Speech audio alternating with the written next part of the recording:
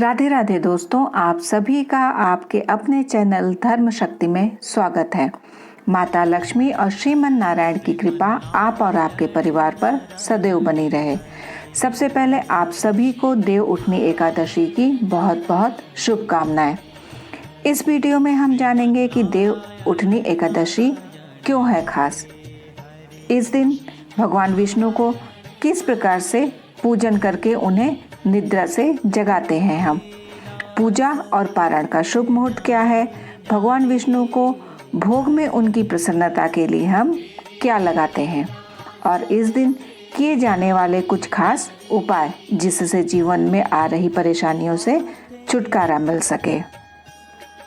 कार्तिक मास के शुक्ल पक्ष की एकादशी तिथि को देव उठनी या देव प्रबोधनी या देव उत्थान एकादशी कहा जाता है। देव उठनी एकादशी के दिन भगवान विष्णु 4 महीने के शयन काल पूरा करके जागते हैं। इस दिन सृष्टि के पालनकर्ता भगवान श्री विष्णु शयन निद्रा से जागृत होकर पुनः सृष्टि का कार्यभार संभालने लगते हैं और भगवान शिव फिर से कैलाश यात्रा पर निकल जाते हैं। इस दिन भगवान विष्णु और माता लक्ष्मी की पूजा विधि विधान से की जाती है। भगवान श्री हरि योग निद्रा से जागने के पश्चात सर्वप्रथम हरि बल्लभा अर्थात माता तुलसी की पुकार सुनते हैं। कार्तिक मास के शुक्ल पक्ष की एकादशी तिथि को भगवान विष्णु के शालिग्राम स्वरूप और माता तुलसी का विवाह भी किया जाता है। धार्मिक शास्त्रों के अनुसार 4 महीने से रुके हुए जो मुंडन, उपनयन संस्कार, नामकरण संस्कार, गृह प्रवेश, विवाह आदि मांगलिक कार्य देव उत्थान एकादशी के दिन से पुनः प्रारंभ हो जाते हैं। इस वर्ष देव उठनी एकादशी 12 नवंबर को मनाई जाएगी। कार्तिक माह की एकादशी जो है इस वर्ष 11 नवंबर को शाम को 6:46 से प्रारंभ हो रही है, जो 12 नवंबर को शाम को 4:04 पर जिसका समापन होगा। ऐसे में 12 नवंबर को उदया तिथि के होने के कारण देव उठनी एकादशी 12 नवंबर को मनाई जाएगी।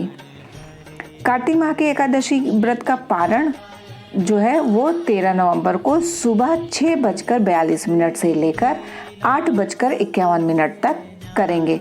अर्थात इस दौरान हम सभी को पारण करने के लिए कुल 1 घंटा और 1 मिनट का समय मिलेगा। आइए अब जानते हैं कि देव उठनी एकादशी का किस प्रकार से हम पूजा करते हैं। तो देव उठनी एकादशी व्रत रखने वालों को सबसे पहले कि दशमी तिथि के नियम का पालन करना होता है। अर्थात दशमी तिथि को एक समय सात्विक भोजन करना होता है। इसमें चावल का निषेध रखते हैं और रात्रि में केवल फलाहार करते हैं। शयन करते समय श्री हरि का स्मरण करते हुए हम शयन करते हैं। अगर संभव हो तो भूमि शयन आप इस दिन कीजिए। देव उठनी एकादशी का व्रत करने से के लिए सुबह जल्दी उठकर स्नान करते हैं और भगवान विष्णु के समक्ष व्रत का संकल्प लेते हैं और प्रार्थना करते हैं कि श्री हरि का ये एकादशी व्रत बिना किसी विघ्न बाधा के आपका पूर्ण हो। उसके बाद मंदिर की साफ सफाई कर लेते हैं और भगवान विष्णु और माता लक्ष्मी का ध्यान करते हैं। फिर भगवान को पंचामृत से स्नान कराते हैं और अगर आप मंदिर में आपके पास स्थान हो तो आप मंदिर में पूरी प्रक्रिया को करिए। अर्थात आप अलग से भगवान विष्णु और माता लक्ष्मी को आसन, पीले वस्त्र का आसन देकर एक चौकी पर अलग से पूरी विधि को आप कर सकते हैं। तो भगवान विष्णु को पंचामृत से स्नान कराने के बाद हल्दी या गोपी चंदन का तिलक लगाते हैं। उसके बाद भगवान विष्णु को पीले वस्त्र धारण कराकर उन्हें पीले फूलों की माला, मिठाई, फल और तुलसी के पत्ते चढ़ाते हैं। भगवान विष्णु की पूजा में तुलसी दल का बहुत महत्व होता है, इसलिए आप पूरी प्रक्रिया में तुलसी दल जरूर भगवान विष्णु को अर्पित करें। इस दिन ज़्यादा से ज़्यादा भगवान विष्णु के ओम नमो भगवते वासुदेवाय या भगवान विष्णु के किसी भी मंत्र का आप जप कर सकते हैं। अगर संभव हो तो आप विष्णु सहस्त्र नाम का भी पाठ अवश्य करें और पाठ करने के बाद भगवान को भोग लगाकर और आरती गाकर पूजा का समापन करते हैं। अब आइए जानते हैं कि इस दिन भगवान विष्णु को उनकी योग निद्रा से किस प्रकार हम जगाते हैं। तो इसके लिए देवोत्थान एकादशी में पूजन के लिए भगवान के मंदिर या सिंहासन को विभिन्न प्रकार से क्या करते हैं, लता, पात्र, फल, पुष्प और बंदरवाल आदि से सजाते हैं। आंगन में देवोत्थान का चित्र बनाते हैं। उसके पश्चात फल, पकवान, सिंघाड़े, गन्ने आदि चढ़ाकर डलिया से उसे ढक देते हैं और वहां पर एक दीपक को प्रज्वलित करते हैं। भगवान विष्णु या पंचदेव पूजा विधान अथवा रामार्चन, चंद्रिका आदि के अनुसार श्रद्धा पूर्वक पूजन और दीपक करके कपूर से आरती करते हैं। साथ ही साथ नारद, पराशर, प्रहलाद, पुंडरीक, व्यास, अम्बरीश, शुक, शौनक और भीष्मादि भक्तों का स्मरण करके चरणामृत, पंचामृत और प्रसाद का वितरण करते हैं। इसके बाद पुष्पांजलि अर्पित करते हैं। फिर अगर संभव हो तो एक रथ में भगवान को विराजमान करके स्वयं उसे खींचते हैं। तो आप के अगर मंदिर प्रांगण में हो रहा हो तो आप नगर में या गलियों में इस तरह से भ्रमण कर सकते हैं। अन्यथा आप जो है भगवान की मूर्ति को आप घर में एक छोटा सा रथ बनाकर उस पे आप जो है अपने घर के आंगन में आप ये प्रक्रिया को कर सकते हैं। शास्त्रों के अनुसार जिस समय भगवान वामन 3 पग भूमि लेकर विदा हुए थे, उस समय दैत्यराज बलि ने वामन जी को रथ में विराजमान कर स्वयं उसे चलाया था। ऐसा करने से भगवान विष्णु योग निद्रा को त्याग कर सभी प्रकार की क्रिया करने में प्रवृत्त हो गए थे। और अंत में पूजन के बाद अंत में कथा का श्रवण अवश्य करें। कथा आप अपने परिवार के साथ, अड़ोसी पड़ोसियों के साथ श्रवण करें और सभी को प्रसाद का वितरण करें। पूरे दिन व्रत का पालन करने के बाद रात्र में भगवान का भजन कीर्तन करते हुए जागरण करें। उसके बाद सुबह पूजा पाठ के बाद पारण करके शुभ मुहूर्त में पारण करके अपने व्रत को खोलें। पारण से पहले पंडित जी या किसी ब्राह्मण को भोजन अवश्य कराना चाहिए। उससे आपको एकादशी व्रत का पूर्ण फल मिलता है।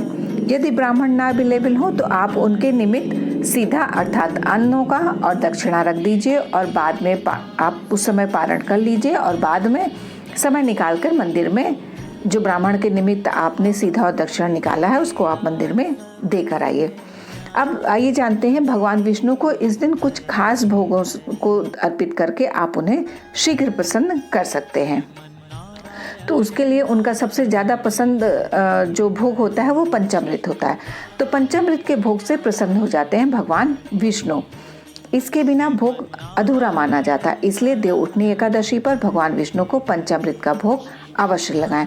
दूध, दही, शक्कर, घी, शहद और कटे हुए मेवे को मिक्स करके पंचामृत तैयार करें और फिर इसे भगवान विष्णु को अर्पित करें। घर की बनाई हुई सेवइयाँ आप चढ़ा सकते हैं भगवान विष्णु को। देवउठनी एकादशी पर भगवान विष्णु को भोग में आप घर की बनी सेवइयाँ अर्पित करें और इस बात का ध्यान रखें कि प्रसाद में हमेशा मीठी सेवई ही चढ़ाएं। इसे भगवान विष्णु को खीर का भोग लगाएं। पूजा पाठ या किसी भी शुभ काम में खीर प्रसाद बनाना बहुत शुभ होता है और खीर जो होती है वो माता लक्ष्मी का प्रिय भोग भी होता है। तो इस दिन आप जो है खीर का भोग भी लगा सकते हैं। भगवान विष्णु को आप सूजी का हलवा भी भोग में अर्पित कर सकते हैं। लेकिन आप जब इस दिन स्पेशली आप जब भगवान विष्णु के लिए भोग में सूजी का हलवा बनाते हैं तो उसमें आप थोड़ा सा केसर जरूर मिश्रित करें, अर्थात हल्का सा पीलापन रहता है जो कि पीला कलर भगवान विष्णु को अति प्रिय है। इसलिए आप सूजी के हलवे में थोड़ा सा कलर मिक्स करके वो सूजी का हलवा बनाएं और भगवान को अर्पित करें। भोग में फल अवश्य शामिल करें। जब भी आप भोग लगाएं यथासंभव जो भी आपके लिए संभव हो, जो सीजनल फल अवेलेबल हो वो फल भी आप भोग में शामिल कर सकते हैं। देवउठनी एकादशी जैसे मैंने बताया कि एकादशियों में सबसे खास मानी जाती है एकादशी। तो इस दिन जो उपाय करते हैं उससे आपको बहुत सारी परेशानियों से भी निजात मिलती है। तो सबसे पहला उपाय आइए जानते हैं हम क्या कर सकते हैं। इसमें आप केसर और हल्दी का उपाय कर सकते हैं। यदि आपके विवाह में किसी भी तरह की बाधाएं आ रही हैं और आप देवउठनी एकादशी के दिन भगवान विष्णु को विधि विधान से पूजा करने के पश्चात उन्हें केसर और हल्दी से तिलक करते हैं, साथ ही साथ आप श्री हरि को पीले फूल अर्पित करते हैं। ऐसा करने से शीघ्र विवाह के योग बनते हैं। वैवाहिक जीवन में अगर किसी प्रकार की परेशानी आ रही है, आप विवाहित हैं और परेशानियां आ रही हैं, बाधाएं आ रही हैं, तो आप देवउठनी एकादशी के दिन कच्चे दूध में गन्ने का रस मिलाकर तुलसी माँ को चढ़ाएं। थोड़ा ही चढ़ाएं, क्योंकि गन्ना मीठा होता है तो चींटियाँ तुलसी माता के पास आ सकती हैं, तो थोड़ा सा ही लगाएं। इससे आपको सभी प्रकार की समस्याओं से मुक्ति मिलेगी और आपका दाम्पत्य जीवन सुखमय बना रहेगा। देवउठनी एकादशी के दिन भाग्य उदय के लिए भी आप माता तुलसी के आगे देसी घी का, अगर संभव हो तो गाय के घी का 5 दिया अवश्य जलाएं। साथ ही आप भगवान विष्णु के साथ माता तुलसी की पूरे विधि विधान से पूजा करें और संभव हो तो शालिग्राम के साथ माता तुलसी का विवाह प्रक्रिया का पूजन विधि भी आप करें। इस उपाय को करने से आपके जीवन में आने वाली सभी प्रकार की बाधाएं दूर होंगी और आपका भाग्योदय होगा। तो इस तरह देवउठनी एकादशी की जानकारी पूर्ण होती है। यदि ये वीडियो आपके लिए उपयोगी हो तो वीडियो को लाइक करके चैनल को सब्सक्राइब कर लें। यदि आप नए हैं और चैनल को सब्सक्राइब करके बेल आइकन को प्रेस कर लें, जिससे आपको आगे आने वाली वीडियोस के नोटिफिकेशन समय पर मिल सके। आप और आपके परिवार पर माता लक्ष्मी और श्री हरि की कृपा सदैव बनी रहे। राधे राधे दोस्तों।